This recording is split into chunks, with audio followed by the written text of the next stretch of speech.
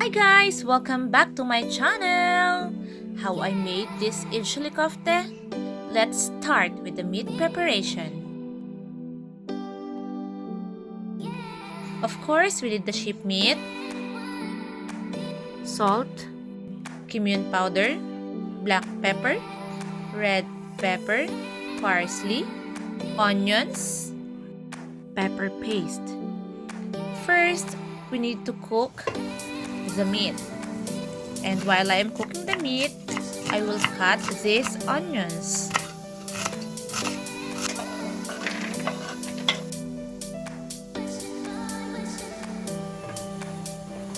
Now you can see this white. I will stir it until the water comes out.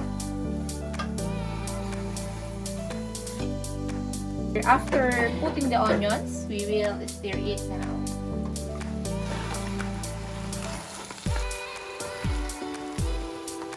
I put 1 dozen of onions here in 1 kilo of sheep meat.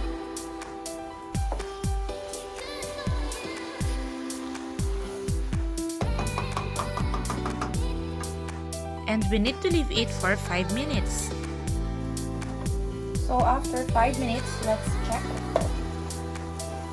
The water of onion comes out also. We will try it. If the meat is oily, you can lessen the oil like this. Okay, we will put the pepper paste, a little pepper paste. And then we will add 2 teaspoons of red pepper. We'll put the cumin powder or the cumin powder. And then black pepper. Karabiber. Then after you put all the spices, you will just stir it. Then these are parsley leaves. Cut parsley into small pieces like this. I lessen the heat and I will put these parsley leaves.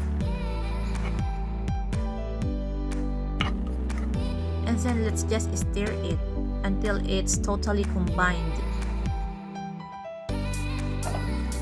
Okay, it's done and I will turn it off.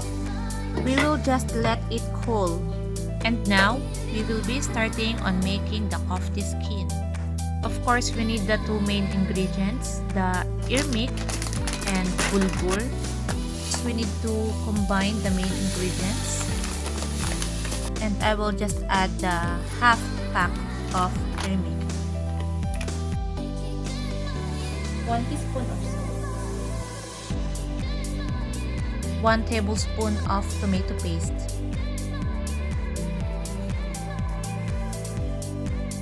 I also added the cumin powder or the cumin. And now I will add the boiling water.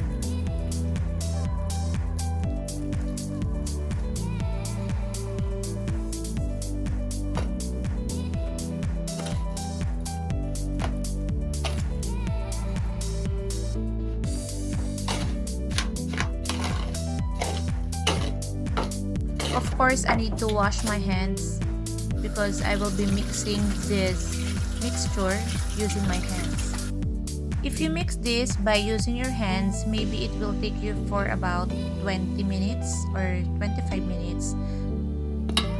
But if you have a mixer machine for İçli Köfte, it will not be hard for you to make this kind of mixing.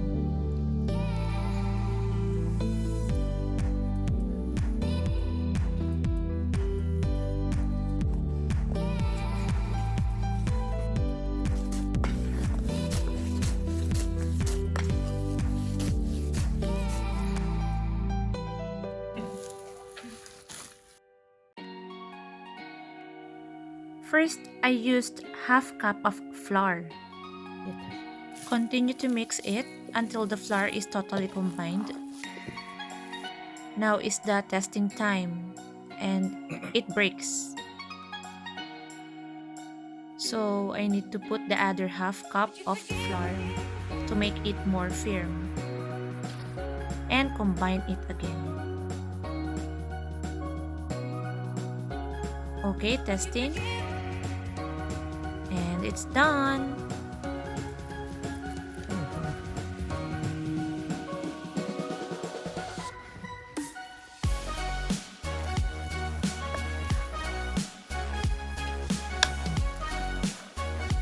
Karıştıralım dedi onu.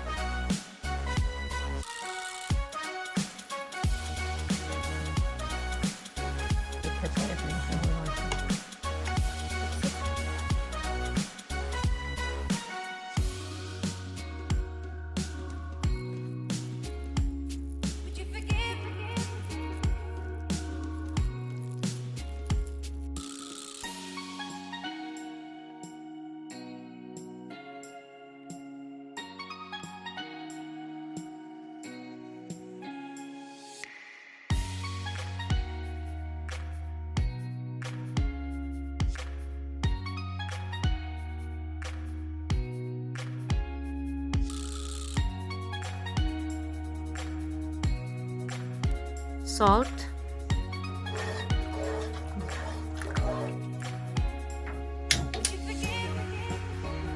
We will boil this İçli Köfte inside this boiling water.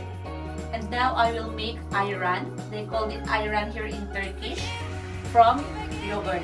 Yogurt with water. This is the traditional Turkish soft drinks.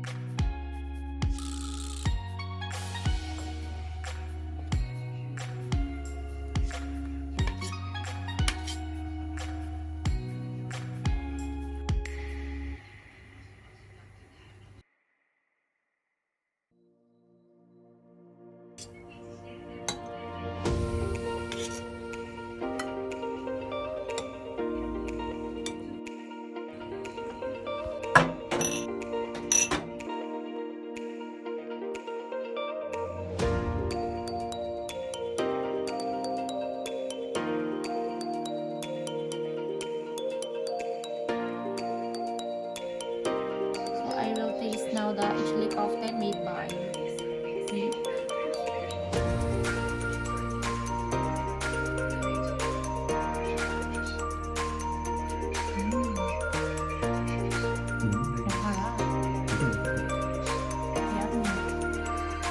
Now I will add lemon here.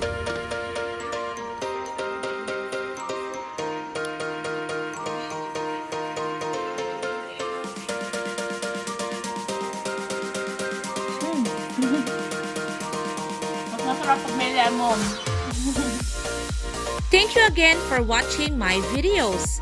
Kung hindi pa po kayo nakasubscribe, please hit the subscribe button down below and click the notification bell para updated po kayo sa mga susunod ko pang videos. Salamat!